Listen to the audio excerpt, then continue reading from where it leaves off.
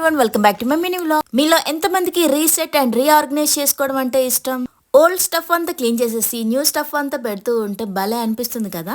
నేనైతే ఈ క్లీనింగ్ ని రీఆర్గనైజేషన్ ని ఒక స్ట్రెస్ బస్టర్ లా చూస్తా అన్నమాట. పాతవి పాడైనవి ఎలా తీసేసి కొత్త పెట్టుకుంటామో, ఎలాగైతే క్లీన్ చేసి అన్ని ఆర్గనైజ్ చేసుకుంటామో, అలాగే మన ఫీలింగ్స్, మన బాధలు ఇవన్నీ కూడాను అలాగే రీసెట్ చేసుకోవడం అవుతుంది అని నా ఫీలింగ్ అనమాట. It's like a psychological theory.